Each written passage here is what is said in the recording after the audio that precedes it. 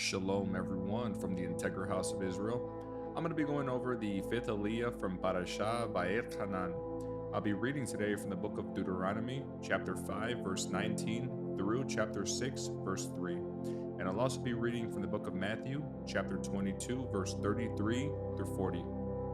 You must not steal. You must not testify falsely against your neighbor. You must not covet your neighbor's wife. You must not covet your neighbor's house or land, male or female servants, ox or donkey, or anything else that belongs to your neighbor. The Lord spoke these words to all you assembled there at the foot of the mountain. He spoke with a loud voice from the heart of the fire, surrounded by clouds and deep darkness. This was all he said at that time. And he wrote his words on 2 stone tablets and gave them to me. But when you heard the voice from the heart of the darkness, while the mountains was blazing with fire, all your tribal leaders and elders came to me.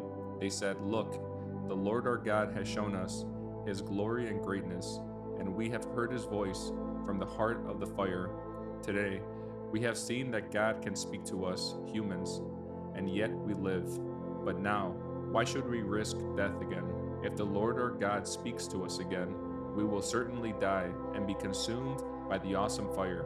Can any living thing hear the voice of the living God from the heart of the fire as we did and yet survive?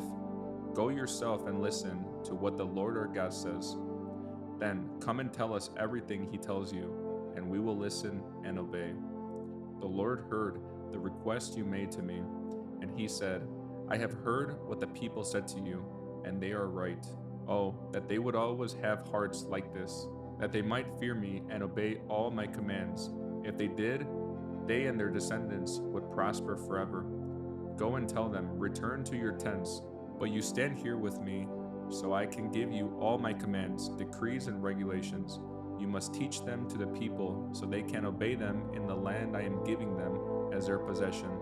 So Moses told the people, "You must be careful to obey all the commands of the Lord your God. Follow his instructions in every detail.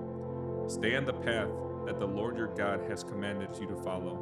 Then you will live long and prosperous lives in the land you are about to enter and occupy.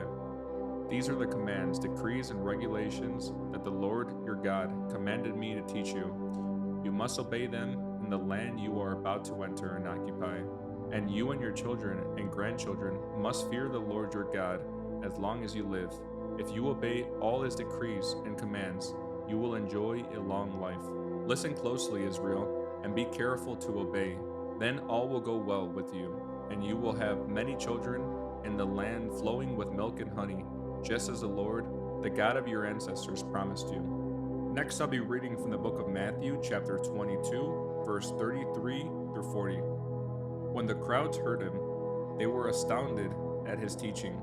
But when the Pharisees heard that he had silenced the Sadducees with his reply, they met together to question him again. One of them, an expert in religious law, tried to trap him with this question: "Teacher, which is the most important commandment in the law of Moses?" Yeshua replied, "You must love the Lord your God with all your heart and all your soul and all your mind. This is the first and greatest commandment. A second is equally important. Love your neighbor as yourself. The entire law and all the demands of the prophets are based on these 2 commandments."